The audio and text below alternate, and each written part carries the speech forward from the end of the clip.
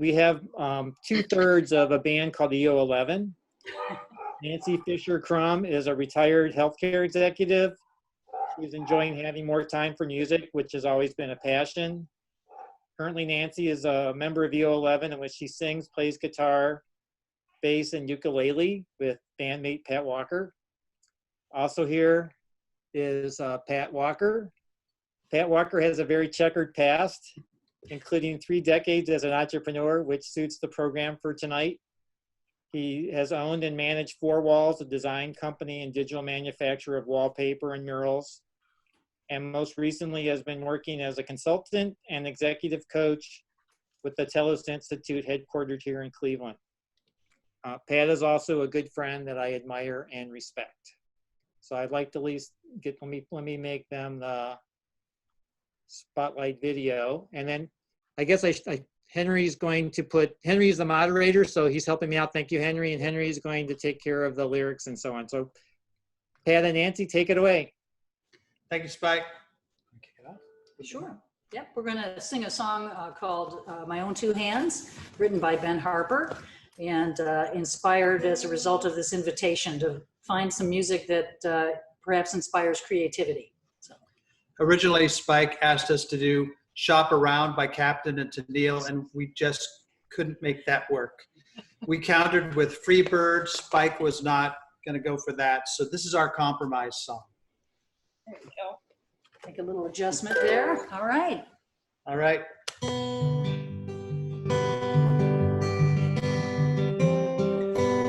I can change the world with my own 2 hands, make it a better place with my own 2 hands, make it a kinder place with my own 2 hands, with my own 2 hands. I can make peace on earth with my own 2 hands. I can clean up the earth with my own 2 hands. I can reach out to you with my own 2 hands, with my own 2 hands. Make it a brighter place with my own 2 hands. Make it a safer place with my own 2 hands. Help the human race with my own 2 hands. With my own 2 hands. With my own 2 hands.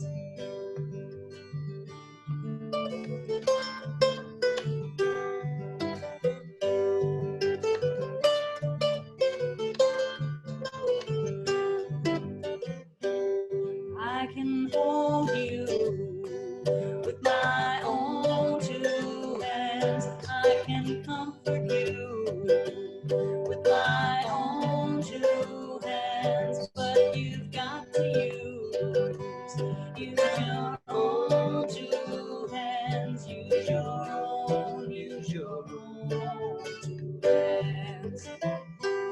Use your own 2 hands. With our own 2 hands. All right. That was beautiful. Thanks, Thank you Mike. very much. I appreciate you taking the time to rehearse that and perform it. That was beautiful. Thanks for the invitation. Glad to be here. Tonight, our speaker is Karen Koch, who I discovered with the assistant of my friend Jamie Hills. Who, Jamie, I guess your camera's turned off, but you can wave in the dark at us. Jamie took Karen's class that she teaches at the Hudson Library. So that's how I got introduced to this program. And in January, we did our panel discussion, which was Successfully Selling Art, and that was a very successful program. But it talked about like big issues and kind of inspiration. So my goal for this evening was to pick one of the topics that was discussed and do a a more in-depth discussion of that actual program. So that's how we came up with I came up with the idea for tonight. But let me give you Karen's background. Karen Koch is a mixed media artist inspired by nature and nostalgia, using paper, books, maps, and paint with stitching and buttons to create colorful mixed media art. In addition to being a full-time artist, she co-owns Uncommon Art, an art studio and gallery on historic Main Street in Hudson, which features modern art and fine craft by Northeast Ohio artists. Karen's background in web content, search engine optimization, and online marketing comes in handy when selling her own art online and teaching others to do the same. So thank you, Karen, for participating with us tonight, and go ahead and take over. Well, thank you, Spike. I appreciate it. And thanks, Nancy and Pat, for the music. That was a really delightful way to start the evening. Spike, just one quick question for you. I had sent you the handouts. Are they posted somewhere that folks can get at them? The handouts, I have them on my desktop, and I thought that I would post them to the blog after the meeting, so that way people don't cheat and read ahead. Okay. So is that okay with you to do it that way? Oh yeah, that's entirely fine. And then when are you going to do the polls? Oh, the poll. Oh, let me do that. Sorry, I should have done that before the music. Let's do this now. Okay. So there's a poll that will help us know about the audience. So thank you, Karen. Yep. So do you all see the poll on your screens? If you could take a few minutes to fill that out, that would be great. I added a couple humorous ones, so you'd be more motivated to do that. Question 1, Etsy, yes, 70%, no, 30%. Nobody's not sure, so that's good. 11%, yes, and successful with an Etsy shop. 19%, yes, and unsuccessful. 41% don't have one. 33% are thinking about it. I mean, I guess maybe I shouldn't. I guess it's probably not bad to have this repeated. I don't know whether it gets recorded for the meeting. So if you've sold on other platforms such as Shopify, eBay, Fine Art America, Zazzle, you have 44% yes, 41% no, and 15% thinking about it. So we have 20, for the people that attended this January panel program about successfully selling arts, kind of really a smaller percentage than I expected. 26% yes, 74% no, and then 4% can't remember back that far. Okay, and then here's the kind of artist, which I thought this was kind of interesting because we're going to have a mixture of, actually there's 56% digital artists, 44% crafting making artist, 37% fine artists, 11% beginner. Not everyone, I think some people have confidence issues, because I think we have a lot, I think everybody, if you're in CDPUG, you're above average already. So all of the above. 52%, so are you a CDPUG member? 52% yes, 37% no. Oh, we got future members, great. And I'm surprised the past president's only 4%.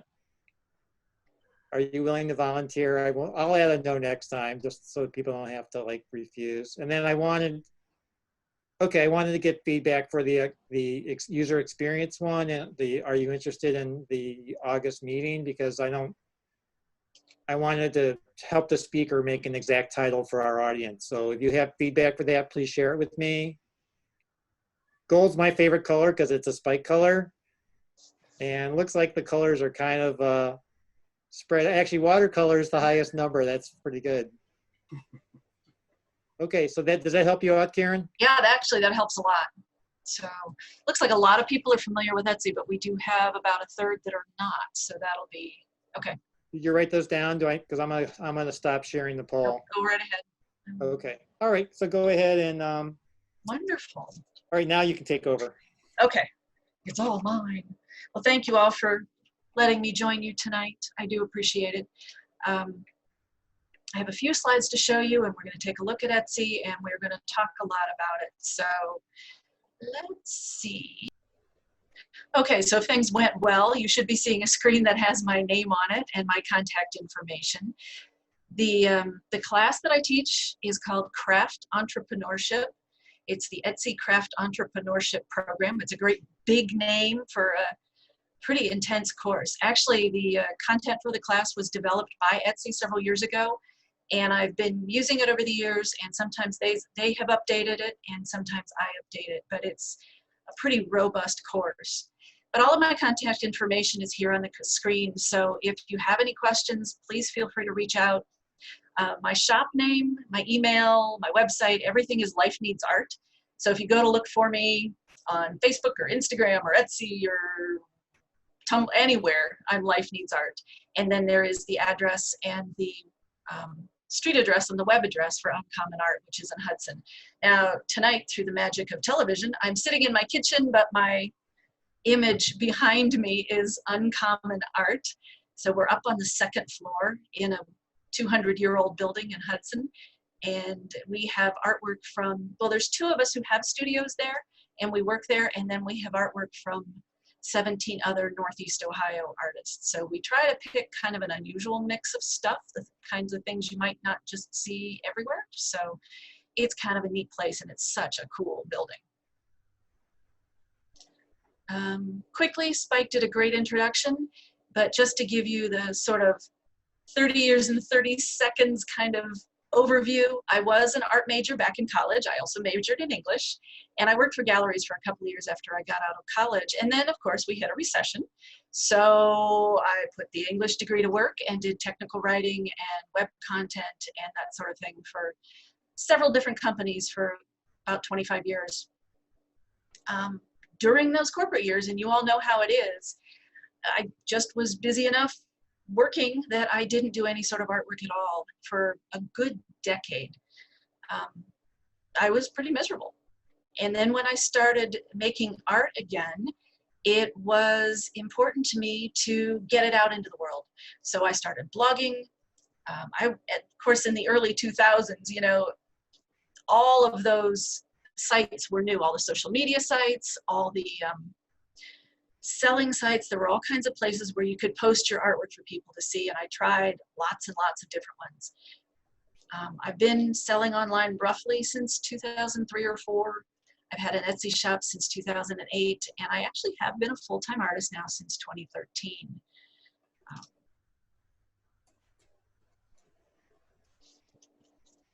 So one of the reasons I chose Etsy way back when was that it was easy to use and it was fairly low cost. And I was looking for something that was flexible that I could fit into my life. And let's see, it looks like chat is blinking. Let's take a look and see what's coming up in chat. Okay, we're good. So what can you sell on Etsy? For those of you who have not used it yet, Etsy is a dedicated handmade marketplace. So they've really defined their niche to be basically 3 categories of things: handmade items, vintage items, which is anything over 20 years, and then the things that they consider to be craft supplies. So you can sell, say you make beads. You can sell beads and clasps and wire and packaging supplies, and other people can come buy your beads and your wire and your strings and your chains and assemble jewelry out of that. Vintage is more than 20 years in pretty much any category. Handmade really needs to be either made physically with your own hands or designed by you. They really discourage buying products and reselling them. So, you know, people who are trying to go out to Oriental Trading and buy a bunch of beaded bracelets and bring them back and list them on Etsy, that's pretty much a no-no. I work with a boutique here in Hudson that's a fair trade store, and we've been building them an online shop throughout the pandemic here. And because she knows I use Etsy, she's asked, the owner of the store has asked several times about, well, why can't we put our things up on Etsy? And I keep telling her it's because she says they're all handmade. Why can't I do this? And I keep telling her they're handmade, but you didn't make them. You know, so buying and reselling is a real dicey area. Now you'll find people doing whatever they want. I was browsing around Etsy this week and found somebody selling an iPhone 11s and thought, well, unless that's made from a tree branch, you pretty much can't sell that here on Etsy. And then I went looking for it again today and it's gone. Somebody's pulled that product off the site. So since we have some folks who have not used Etsy much, let's see if I can show you what it looks like and give you a really quick little tour if I can bring my browser up. All right, so now we are on Etsy. You can see the logo in the upper corner here, and this is my shop. So across the top here, I have a little banner with some of my artwork in it. And below that, you can see my shop name, which is Life Needs Art, of course. There's a little blurb, there's my city, my smiling face over on the right-hand side. And then as we go down, I have artwork here in the center. So down the left-hand side, you can see my categories. So I sell hand-painted scarves, and these categories can be anything I want. I can have up to about 20 categories, and I can call them anything I want. So they're customizable to whatever I need. And you can see my scarves. And then I have a category, I have a section for collage artwork, and I do a lot of abstract things with, like Spike said, buttons and stitching and old sheet music and hand-painted papers. I have a category for Hudson. You know, being in Hudson, everybody loves the clock tower. And I have done more clock towers in my years than I care to mention, but I do have a funny little series going on with the clock tower in the style of famous artists. So it's humorous, keeps me entertained, you know. And then I've got a few other things. So and that's my shop. And when you go into Etsy and you start browsing the shops, we all look the same. There is one template. I'm going to show you another shop here. This is called Cool Critters. The shop owner is Jess Sheeran. She was one of your speakers earlier this year. And when it's done spinning, it will come out. So this may look familiar to you if you saw this when she was speaking earlier. So same kind of layout. The biggest difference is that, you know, where I had the banner across the top of my page with my little pictures in it, she doesn't have a banner. But these are absolutely adorable. You know, wonderful photographs. You can, you know, they've got such character and personality. I think they're just so charming.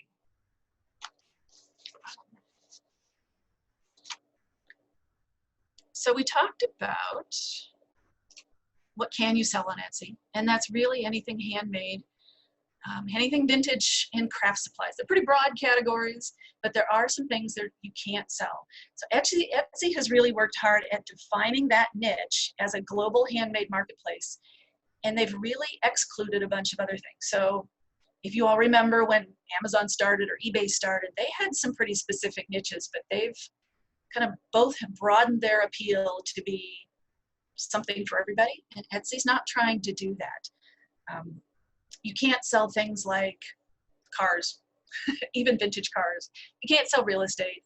You normally can't even sell electronics unless they're vintage. You're not going to go to Etsy and try to find earbuds or the latest iPhones. You can't sell event tickets. You can't sell medical supplies. And for many, many years, face masks and face coverings were not permitted. Hand sanitizer was not permitted. But we all got an email early this year that Etsy was seeing a lot of searches, potential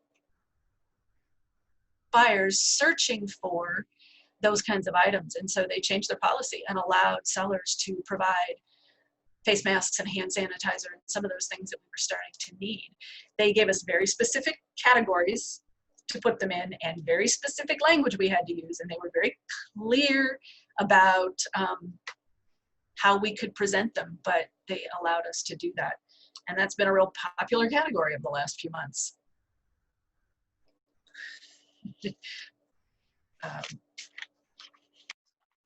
So, you know, way back when I chose Etsy, I chose it because it was low cost. One of the things I really like about it is that it doesn't have a monthly contract fee. Some of the other options we'll talk about in a little bit do have a contract or do have a monthly fee. You know, it's only 20 cents to list an item. So you can spend, you know, your 20 cents, put an item up on Etsy, and that listing will stay active for 4 months. after 4 months, that item expires and you can decide whether or not you want to renew it. But that's pretty nominal. And like I said, they've really tried to craft themselves as the place to come for this kind of thing. At this point, they have 45 million buyers globally who are looking specifically for handmade and handcrafted items. They do a lot of business. First quarter sales, even despite the pandemic, were around 1.2 billion global merchandise sales, which is pretty stunning considering, you know, what was happening with the economy at that point. I don't have the numbers for second quarter. They come out next week, but I'm anxious to see how they've been performing over the last couple of months. So it's a great space. It does a lot of things well. It's grown a lot in the last few years. You know, when I started, it was a much smaller site and a much easier site to start a new listing, but they've added a lot of features. Some of the things they do really well are they've defined that niche and they've really crafted that, and they're really working hard to bring the right buyers to the site. It's an easy site to use. I like that there's no fees. There have been times over my years where, you know, I've been taking care of parents and family and things like that, and I've had to let my shop go dormant. Well, it just sits there and waits for me till I come back. You know, I don't come back and reopen my shop after 6 months or a year and discover that I owe hundreds of dollars in fees. You know, it's just waiting, and they, you know, I can come back and make it active again whenever I want. And that really fits with my lifestyle.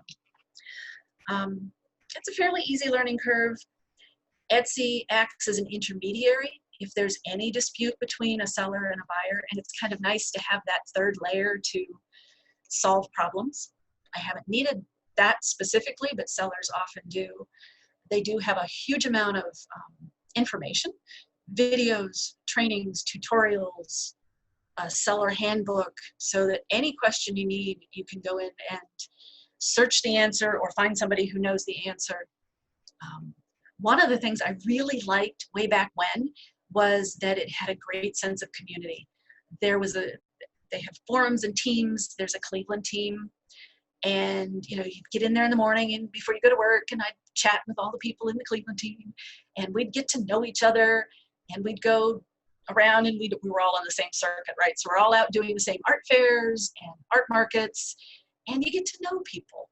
You know, you see them in person, and I get a great big hug from them. You know, their families, and it's been nice to have that sense of personal community as well as the technology to back us up.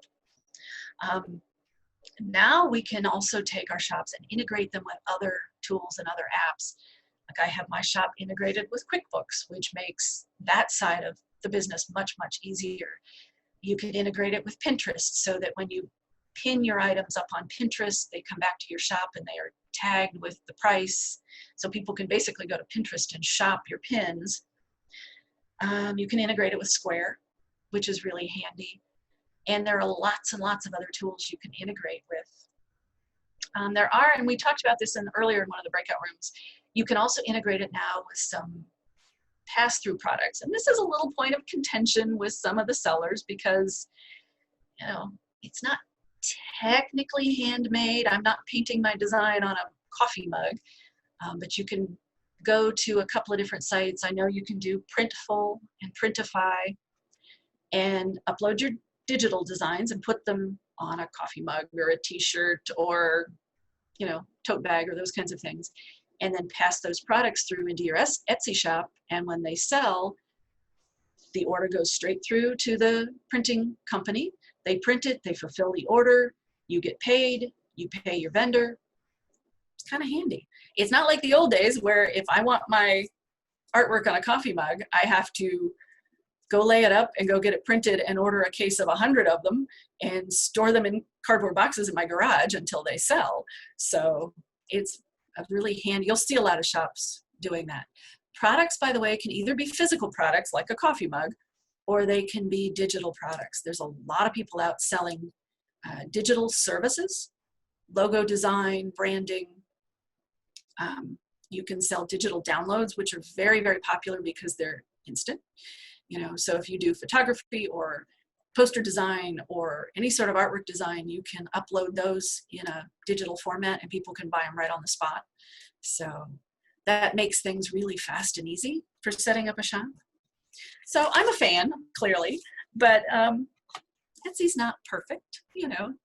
It is a good e-commerce platform for people who want to do a quick do-it-yourself shop. It is limited, right? So we looked at 2 shops a minute ago, and that's the template. If branding is a big concern of yours, there are not a whole lot of options to make this really yours.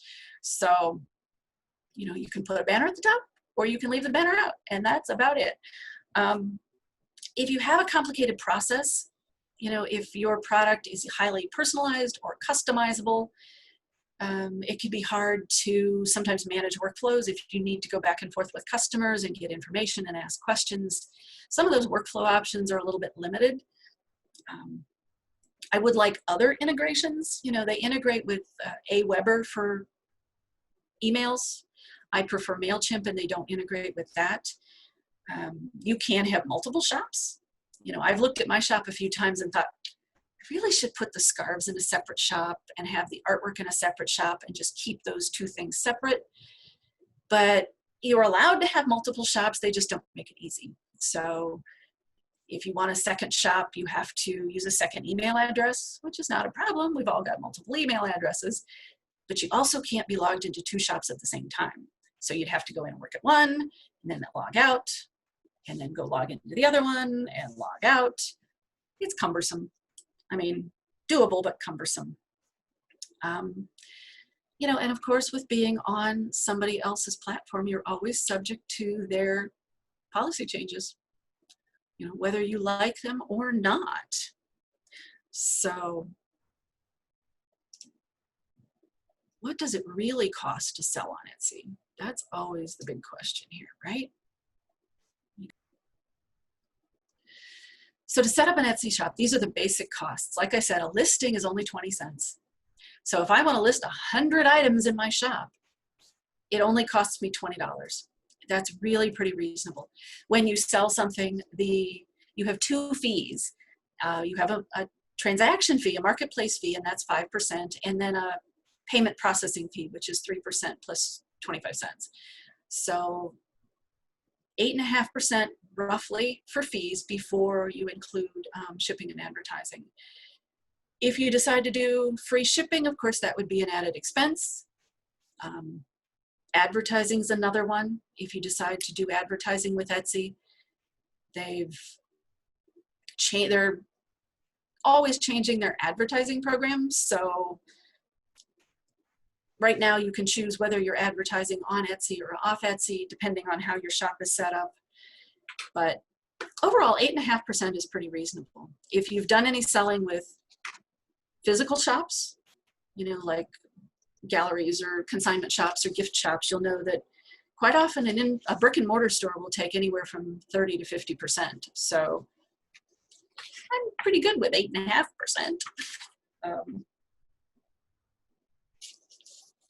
So one of the other things I wanted to show you, and I realize this is really dense, but it will be in the handouts, is that it's a quick, sort of a very short comparison of Etsy compared with some of the other popular marketplaces. So, you know, I talked about Etsy not having much in the way of branding. If you want something that you can really customize and make your own, Shopify is a great way to go. It's a very robust tool. But you do have to choose your templates, and you do have to do some customization. So it takes a whole lot more of getting under the hood than Etsy does. There is a monthly fee, depends on, now the numbers I've given you here are kind of averaged, right? So it depends a lot with some of these sites, how long of a term you set up with them. You know, if you're paying month to month, the price will be higher. If you pay for 2 or 3 years ahead of time, you pay a little less overall. With Shopify, there is a monthly fee and a very small transaction fee. Amazon Handmade. Can we do a raise your hand? Is anybody using Amazon Handmade? I forgot to include that in the poll.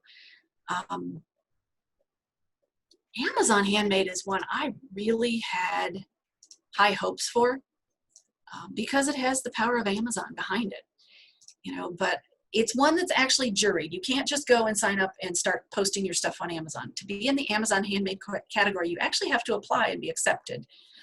I did that, and I never set up my shop.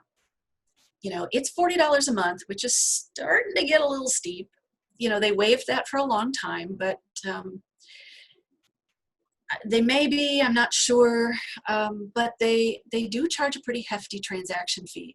And so since my work would fall in the fine art category, the fine art transaction fee actually starts at 20%. So then you start adding all those things up and it gets pretty expensive.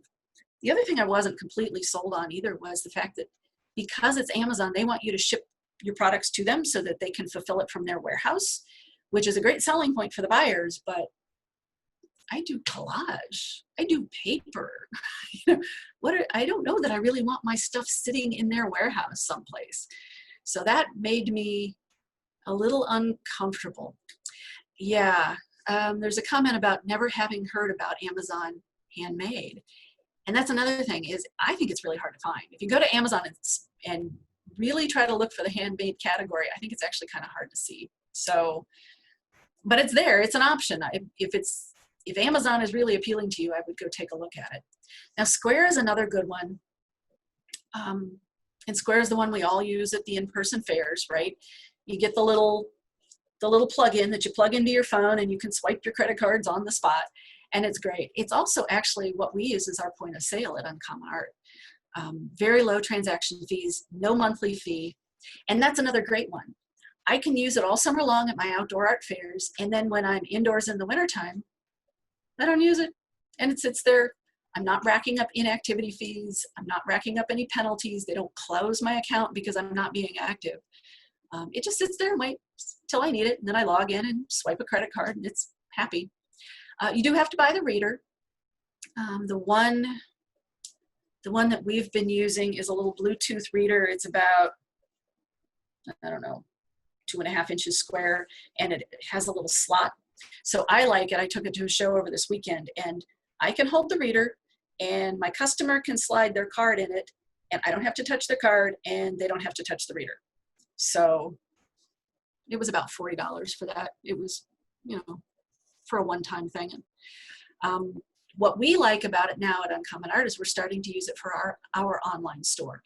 So Square has bought Weebly, so you sync your products between the two, and Weebly can publish an online store.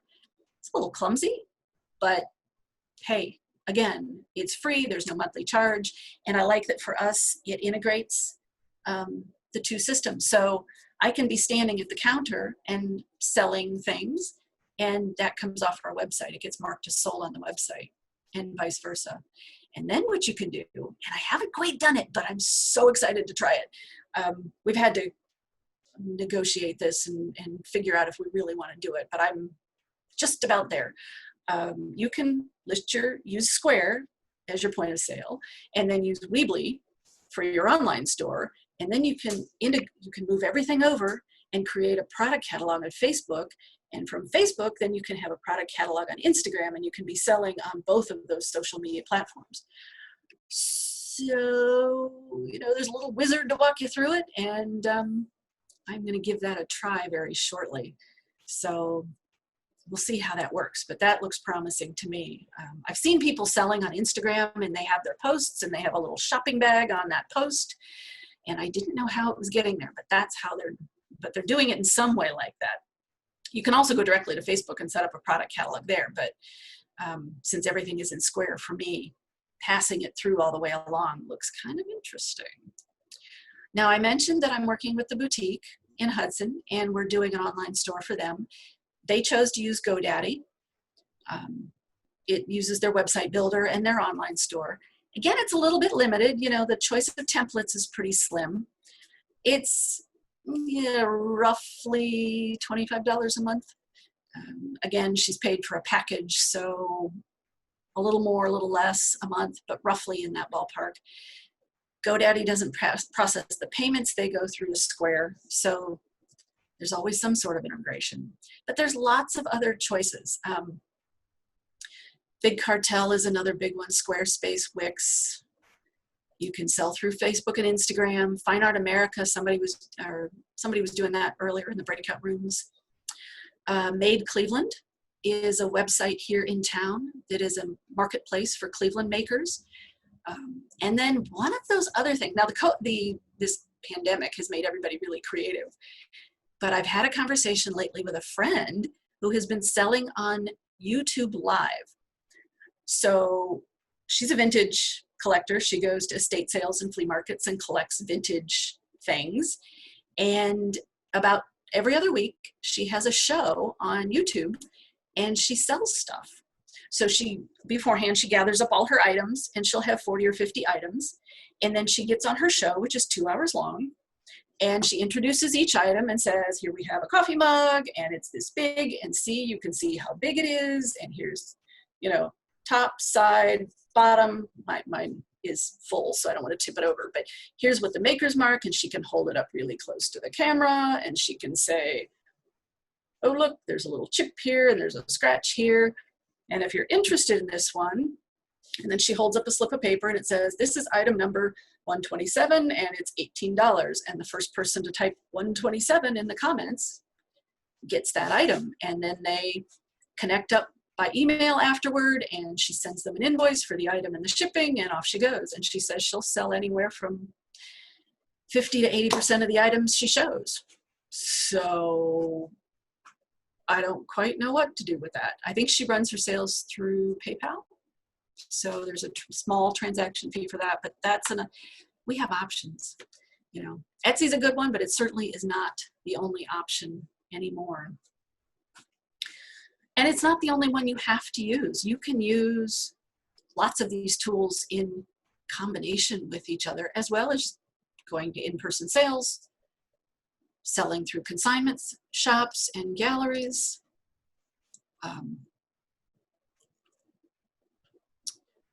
Okay.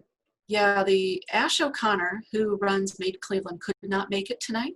So there is a link in the chat to her website, which is just madecleveland.com.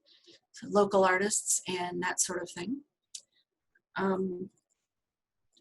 One of the other things I do like about Etsy is that they're always supplying us with trend information, and they're keeping track of the analytics on their end to see what are buyers coming and looking for. And so as things start to bubble up in popularity, they tell us about it. So obviously in 2020, with staying at home, things having to do with the house are really popular. Cleaning cloths, cleaning supplies, hand sanitizer, small luxuries. People are kind of watching their budgets, but they might have a little bit of money for bath salts or bath bombs or candles. They still need gifts. Things to do with the family. Now that the weather's nice, people are going outside, and they're looking for things for their gardens and patios to decorate their outside spaces, games to play outside, cornhole boards, planters, wind chimes, decorative items. And they're looking for things for the home, things to do like craft kits, things to do with the family, games. Games are really popular, but things you can make. So and then things you can do like downloadable coloring pages, downloadable patterns you can print and use in scrapbooks and photo albums, those kinds of things. So it's always kind of nice to have that updated information available to us. So stop sharing. Okay, so we're back. So that's really the bulk of my introduction to Etsy. A lot of information really quickly. I do teach a couple of courses in it. They're coming up later this fall. One is the introductory course, which is taught through the Hudson. Oh no, that one will be taught through me this time around. And it's all about how to set up a shop, how to figure out who your target customers are, branding, marketing, search engine optimization, how to get found in search. And it's a good, pretty, and taking good photographs, because photographs are key. It's a pretty good intense course. The other one is an intermediate course, and that one will be through the Hudson Library.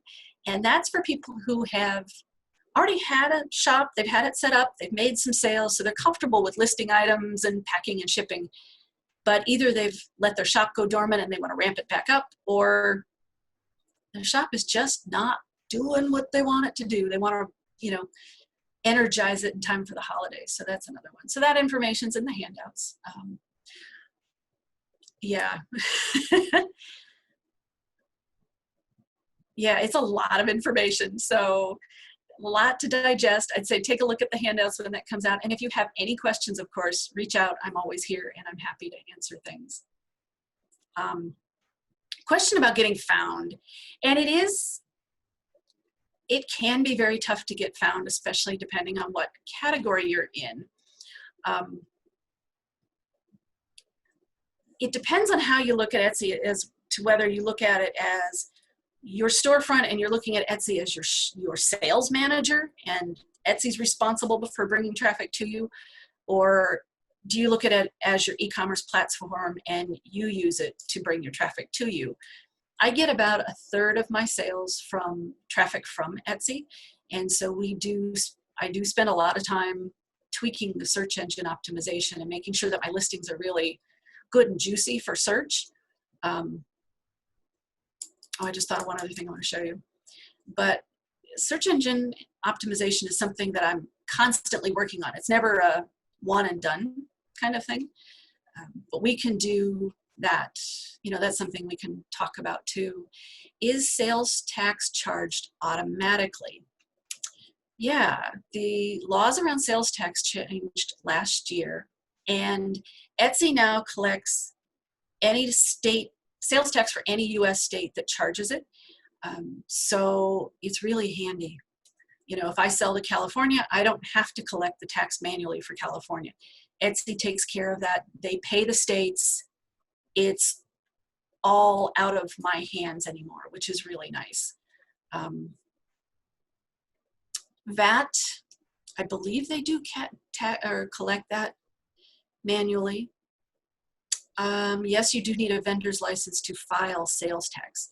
Now, you technically don't need a vendor's license to open an Etsy shop, but if you start making a decent number of sales, you probably should file for a vendor's license. How much time and effort does a seller need to put into an Etsy shop to have a successful business? And that's a great question. And that's important. You know, Etsy's not, you know, a quick, you know, it's not a get rich quick scheme, right? It is a business. So the amount of results you'll get out of it will be dependent on the amount of effort you put in. It depends on how much time you have. And one thing I do like is that I can be flexible with it. For a long time, I've spent Sunday mornings on my Etsy shop. You know, I get in there and tweak it. And now because we have mobile apps, I'm in there, you know, frequently during the day. And I kind of poke in and check my shop usually every morning and see what's happening. You know, and I look at the last week or 2 weeks and see what are people searching for? What kind of words are people searching for? And I do use one of the integrated SEO tools, and I'll go in there and look and see, that's a phrase I hadn't thought about, you know, and tweak my listings and see how that happens. Let's see. Do I use any other online selling venues? Not at the moment. I have used Cafe Press. I've used Fine Art America. Sold a lot of artwork on eBay back in the day, but Etsy's the one I'm using now. I'd love to try Shopify. I just haven't done that. How do you drive business to Etsy? Through any of the same ways you would drive business to a brick and mortar store, right? You know, email list, word of mouth, social media. That's a big question, but that's one that we can certainly talk about. Shipping on Etsy is integrated. So when you make a sale, you can go into that sold item and print your shipping label directly from that. It brings through the customer's information, and you can print the labels through the postal service, and you do get a discount for doing it that way. again, there's a couple of other tools you could integrate and use that, but use for shipping, but I've been perfectly happy with that. You don't, oops. You don't actually, and that's true. There's a comment that you don't have to be an Etsy member to buy. And that's true. You can buy as a guest. You don't have to have an account.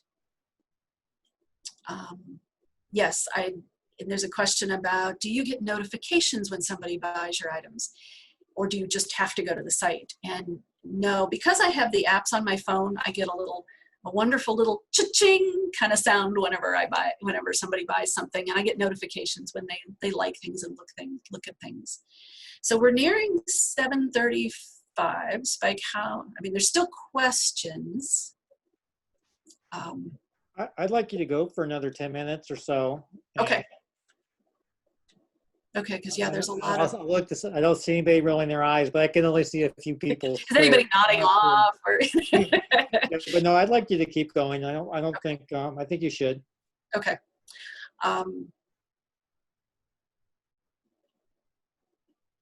Let's see. Oh my gosh, there's lots of good questions.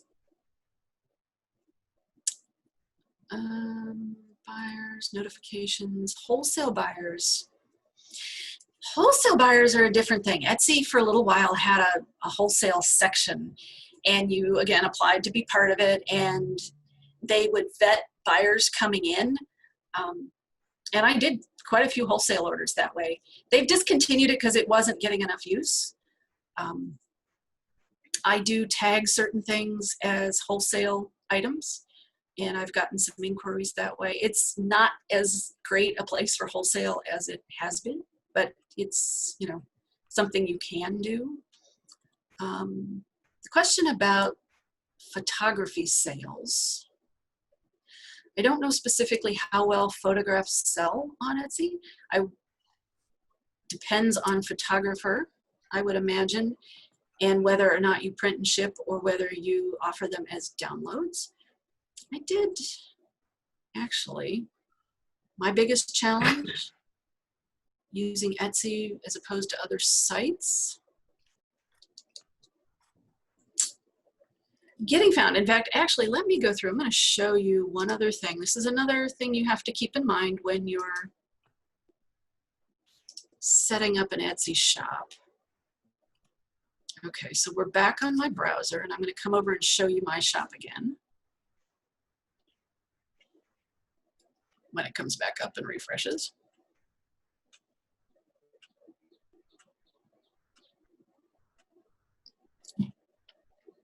How do I ask a question?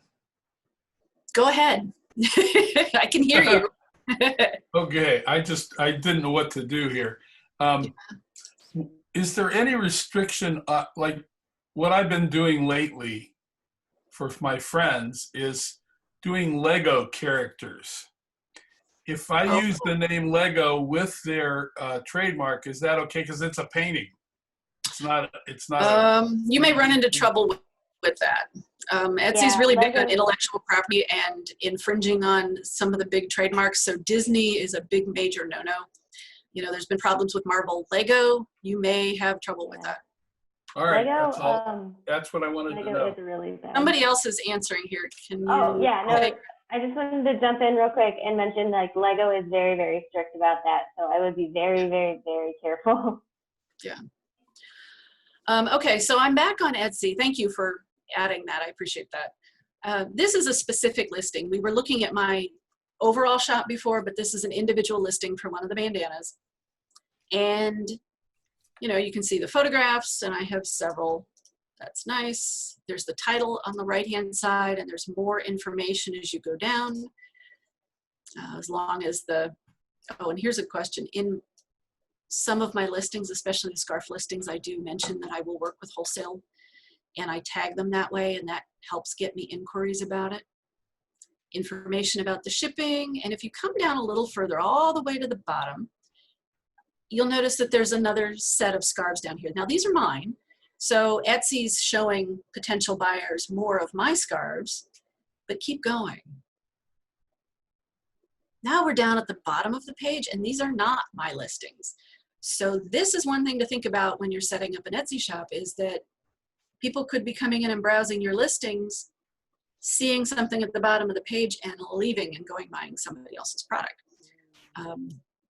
It's a pro and a con. I have gotten buyers this way and I've lost buyers this way, but it's just something to be aware of if you're willing to tolerate having other people's products advertised on yours.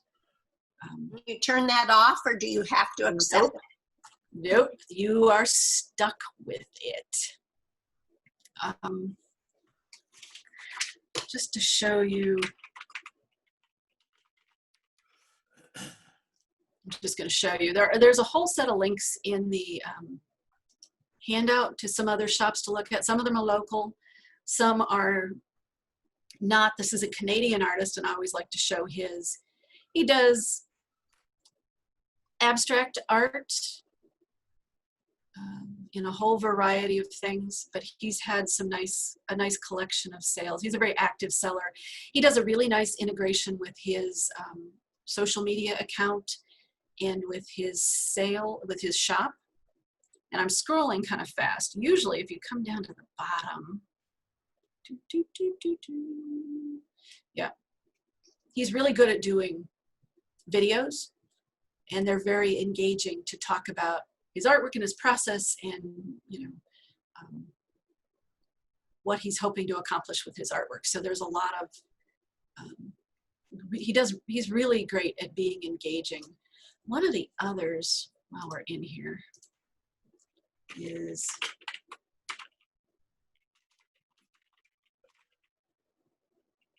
see, Calico Goose. Now there's a link to, this is Barbara Bunsey, there's a link to her shop in the handout. She took the class last fall, and she's the decorative painter, right? She's the toll painter. These are the patterns that she sells.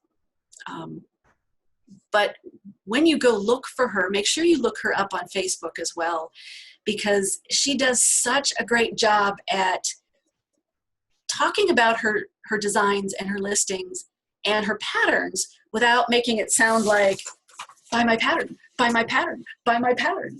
You know, she talks about each of these patterns with such a warm and sentimental story that it's just, it's heartwarming, you know. She talks about people she's known. She had some candlestick designs, and the original candlesticks were made by a friend of hers, and they're great little stories, but it's a wonderful way to talk about your products without being sort of used car salesy kind of thing. Okay, let's go back and see what else do we have.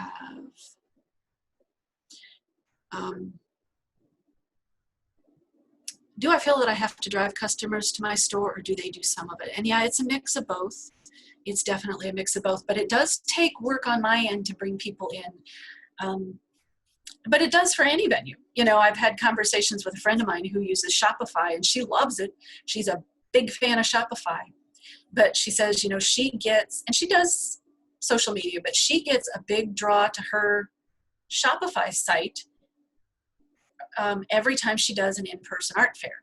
So if she does Kane Park or Boston Mills, she sees a huge spike in traffic just before, during, and after the show, and sales as a result of that. She sees a big spike in her traffic from Pinterest. I'm the same way.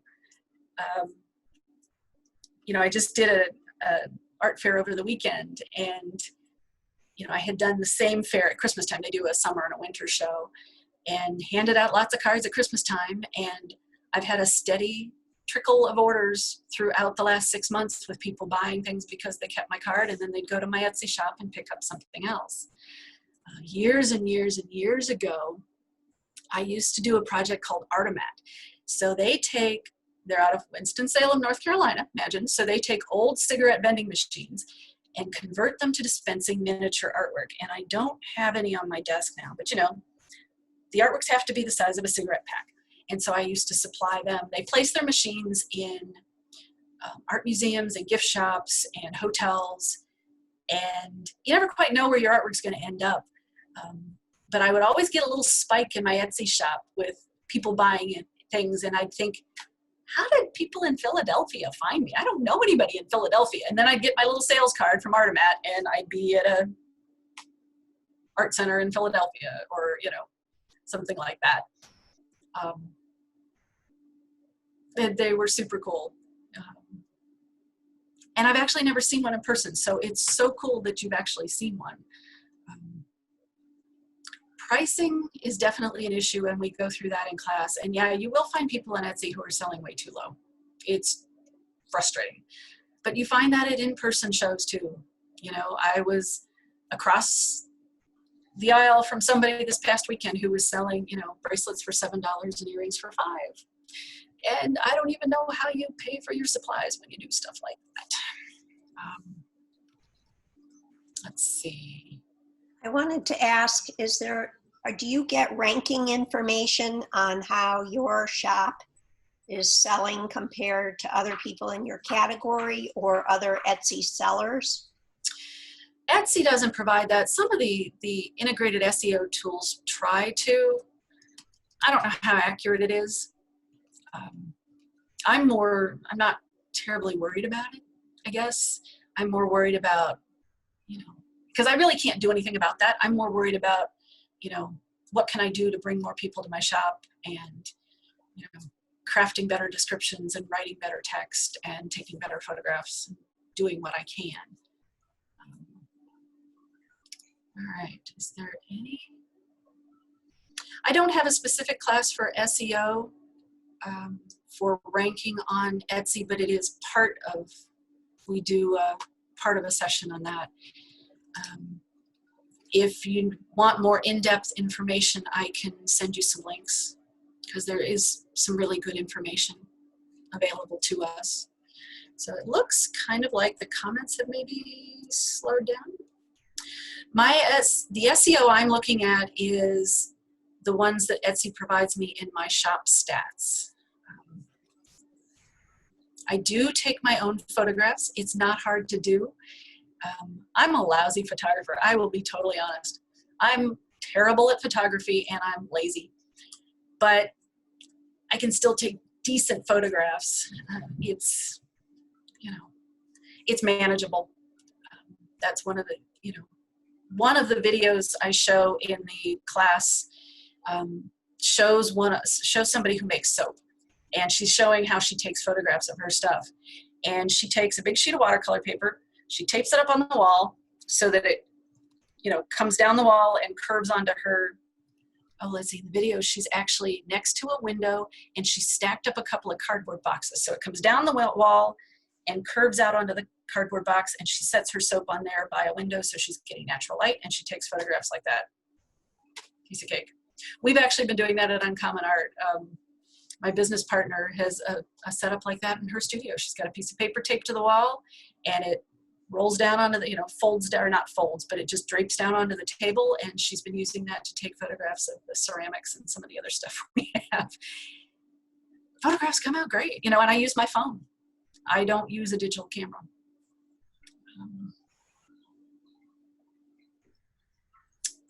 One of the more creative things I've done to drive people to my site. I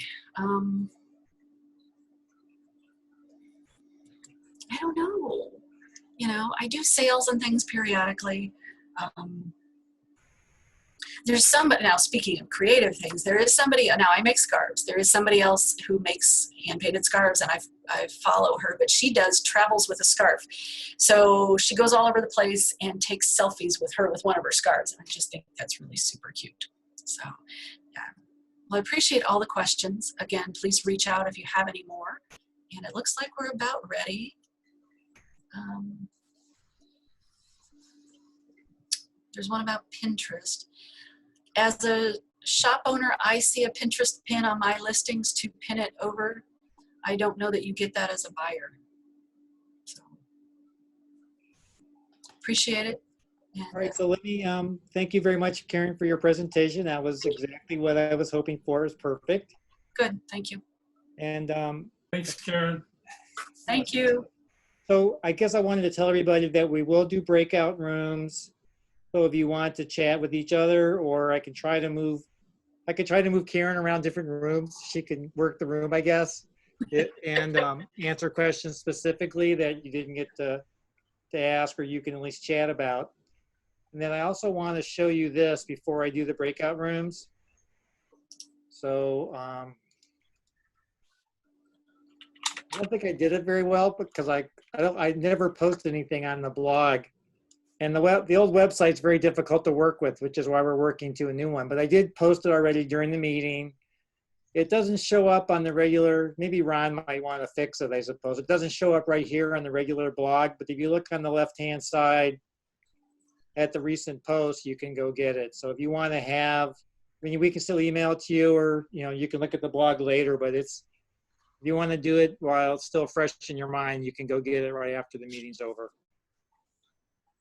So thank you, Karen. I'm going to go ahead and do the breakout rooms, and thank you all for attending, and I hope to see you all next month at the user experience and graphic design meeting. So thank you.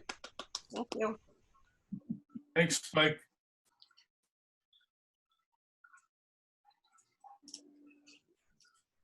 Okay.